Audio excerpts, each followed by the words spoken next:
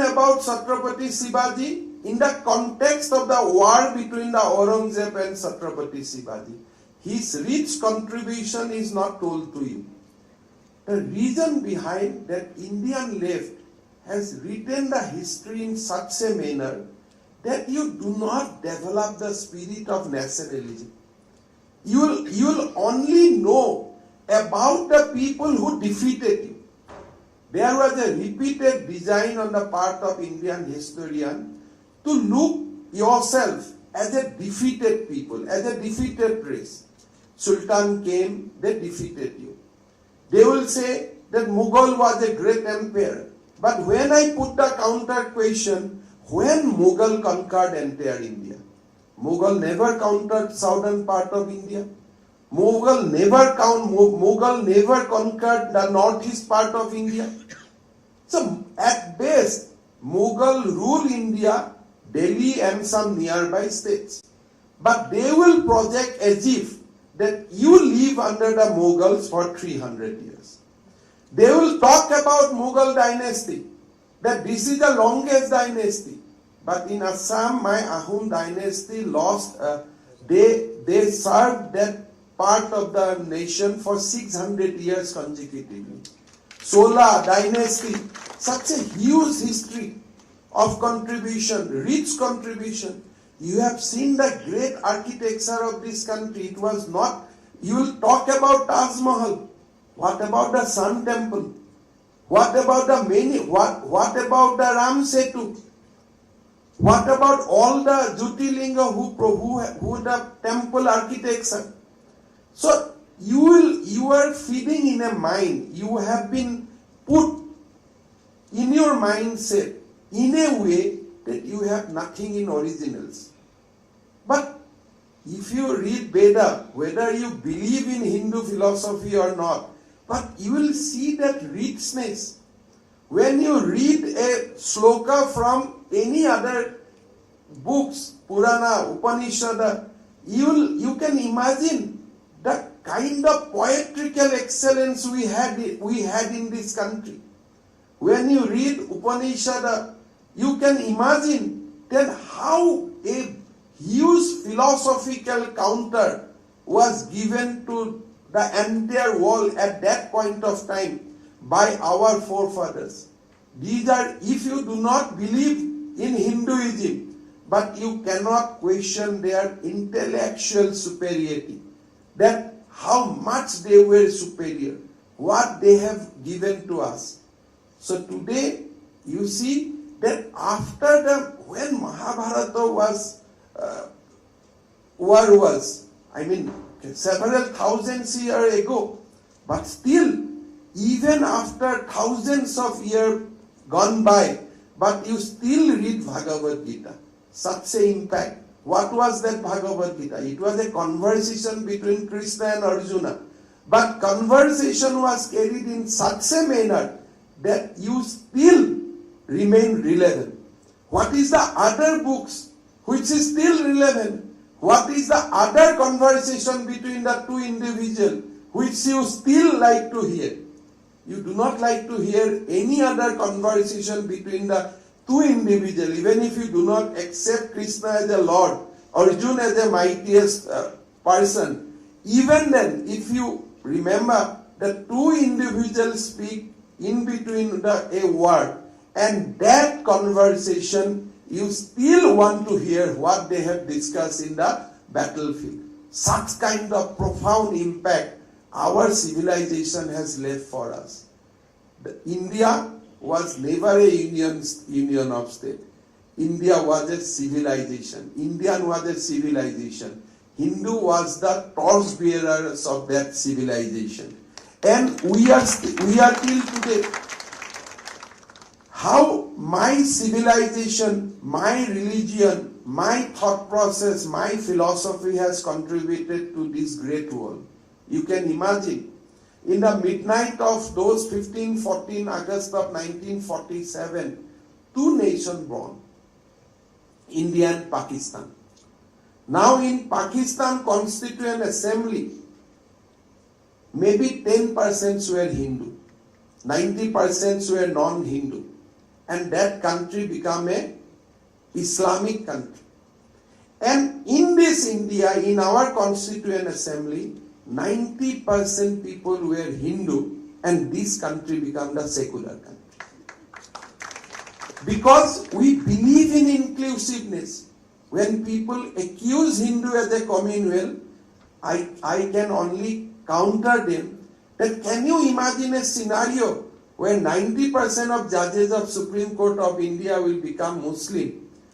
In our parliament, 80% of the members will become Muslim. In our assembly, 70% of people become Muslim. Whether this country will remain secular or whether there will be demand for imposition of Shariat law in this country. The answer is obvious. In this world, whoever has a majority, the country's constitution has become reflected the majority community of that country. If you see, the official language of religion of Western nation has been determined according to the majority. The official religion of this many other Islamic country has been determined by the number of the Islamic people available. But in India, we never demanded that India should be a Hindu country, although we have the highest majority of the people at the time of framing of the constitution. Because we believe in Vasudhaiva Kutumbakam. We have the religion who believe in the inclusiveness of the society. We believe that Saitya is one, but to reach that Saitya, there can be many roads. Vipra Vivida Vivanti, Ekam Saitya Vipra Vivida Vivanti. We believe from the time of Rigbed that we have to be inclusive. That is why, in spite of Hindu majority, today we are a secular country. That kind of huge tradition, that kind of philosophical foundation we carry. And today, this is a time when we should feel proud about our past. We should feel absolutely proud about our presence, and we should be confident about our future. The way we have invented vaccines during the COVID period, invention is one thing. Nobody has even in wildest dream believed that this vaccine will go to the remotest part of the country. Nobody believed initially that people in northeastern state will be able to access this vaccine. Nobody believed that people in Siachen the armies one in Siachen will have this vaccine. They have at best realized that there is a vaccine and rich and affordable people will be able to access the vaccine. But you can see the change of attitude. Rich and poor, together they took that vaccine. Every Indian took that vaccine.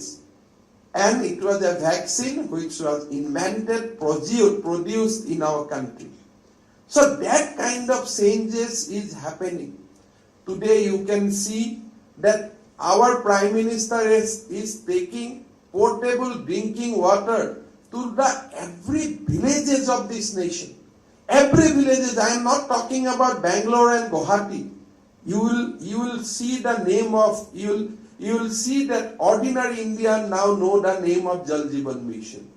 Now our Prime Minister is talking about a saturation model, that every Indian should have a house. It is not that you and me will have a house. He is saying through Pradhan Mantri Awas Yojana that every Indian should have a house. In my state, while I am speaking, 15 lakhs new houses are being constructed under the PM Awas Yojana.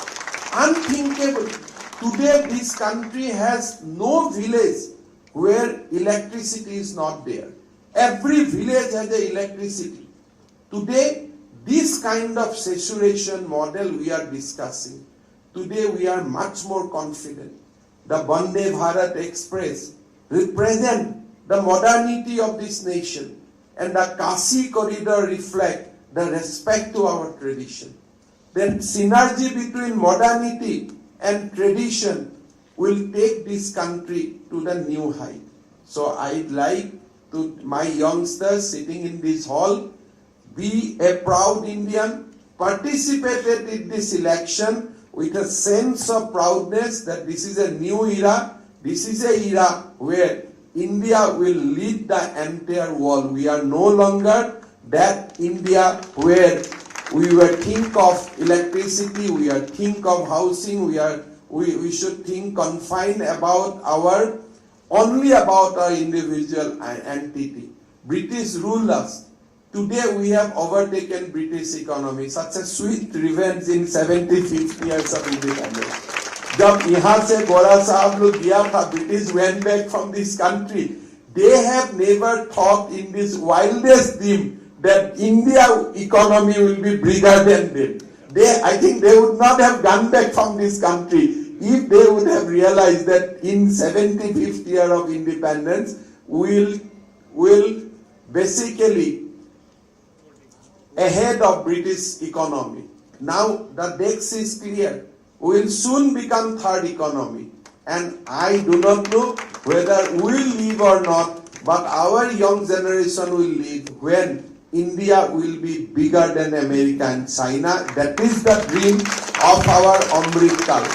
And this Amrit Kal will make us the biggest, the strongest nation in the world.